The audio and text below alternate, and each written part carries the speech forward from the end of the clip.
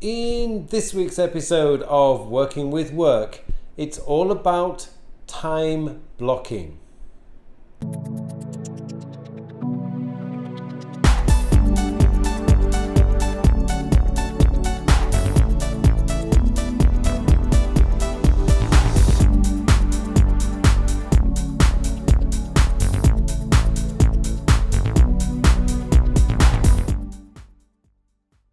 Hello and welcome to episode 32 of Working with Work. I'm Carl Pauline, and in this week's episode I want to explain to you about a really useful trick that you can do that will help you to get the most important tasks done.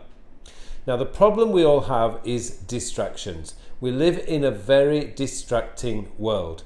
Distractions are coming at us from all kinds of places. They come from our colleagues, from our boss, from social media, from all sorts of different places.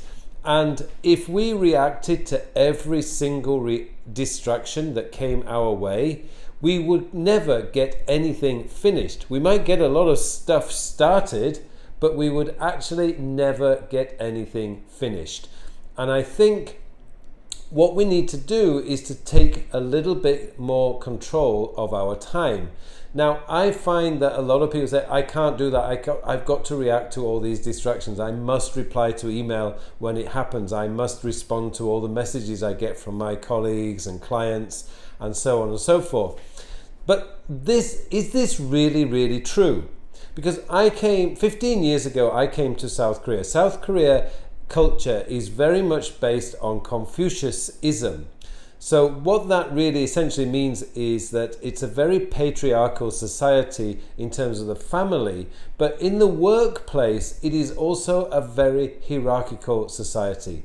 Now, in my first few months of working here in Korea, I didn't understand any of that. I came from a very British working culture. And so on a weekend, if a colleague called me or a colleague messaged me, or even indeed my boss called or messaged me on a weekend, I wouldn't respond because I just wouldn't do it. I came from the UK. We don't respond to our bosses over the weekend. But I would respond first thing Monday morning. Now, in the first few weeks, they used to say, oh, did you not get my message? Or you didn't reply to my message on the weekend. I said, oh, I'm sorry, I don't carry my phone with me on the weekend. This is before smartphones, 15 years ago. But what I discovered was, purely by accident, is that you can actually train your colleagues, your customers, your clients, and your boss to actually leave you alone at certain times of the day or the week. So in my case, by accident, I discovered that they would leave me alone on a weekend. However, I have progressed and developed that idea.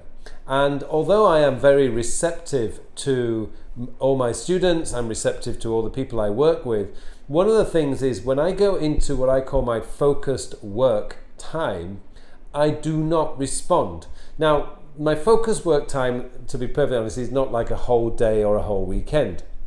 My focus work time is usually about 1 or 2 hours, usually in the morning or sometimes in the evening. And during that time, my phone is on Do Not Disturb. So I have no idea if somebody is trying to call me. The only people who can get through to me during those times is my mother or my wife, because they would only really call me if it was an emergency.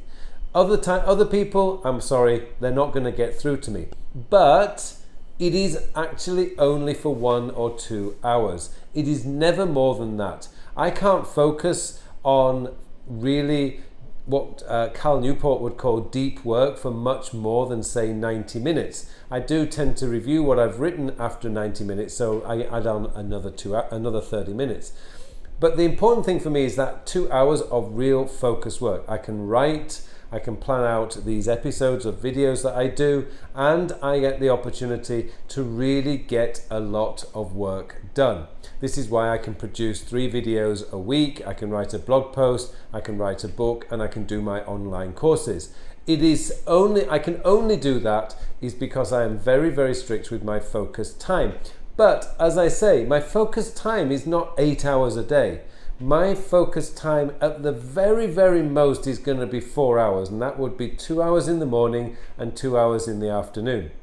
Let's say I get 6 hours sleep a day, that still leaves me with, I'm doing some quick mathematics here, but that still leaves me with 12 hours of time during the day when I can allow or do allow distractions to come my way. So I'm certainly not suggesting that you go away and disappear for weeks upon end and then suddenly come back.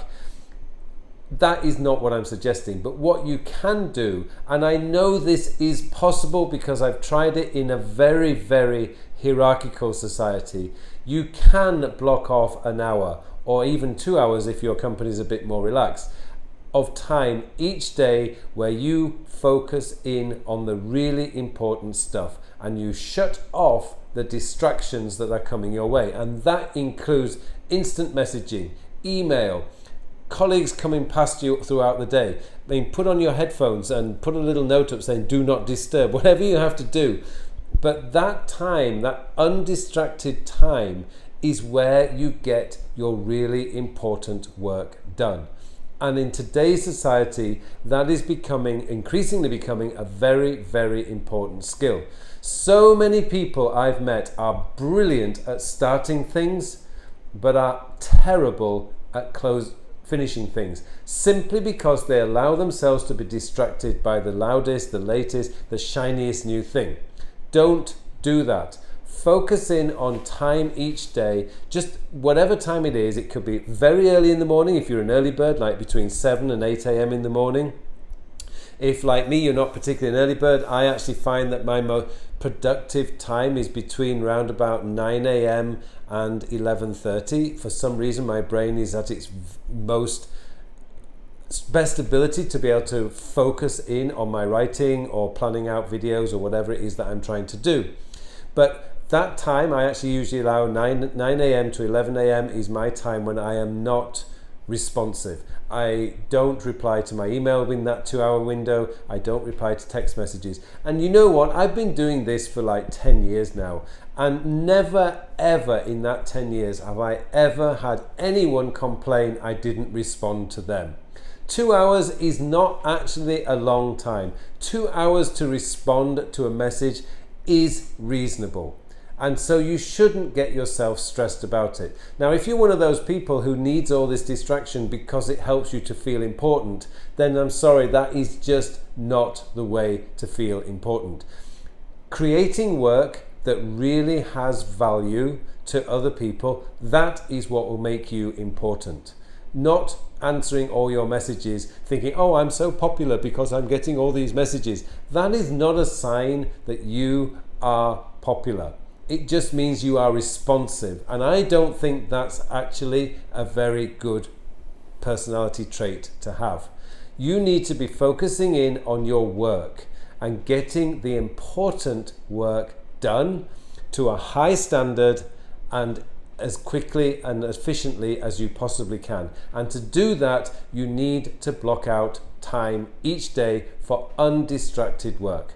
And it isn't impossible, because you can ask your boss if you can have an hour or two each day to focus in on the work that needs doing. And no good boss is going to say no to doing that. You may have to be flexible. You may not be able to do it at the same time every day, but if you can block out at least an hour or two each day, and I would suggest 2 hours each day to get focused work done, you will find your productivity will skyrocket. It really, really will.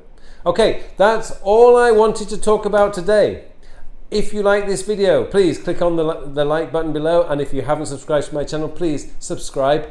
And also, if you haven't enrolled in my free Beginner's Guide to Getting Organised, then please do. There's a link in the notes section below and you can join that course. We've got nearly 2,000, maybe now by the time this video goes out, we've got over 2,000 students in there, and I really want to help as many people as I possibly can to get themselves more organised, more productive and less stressed.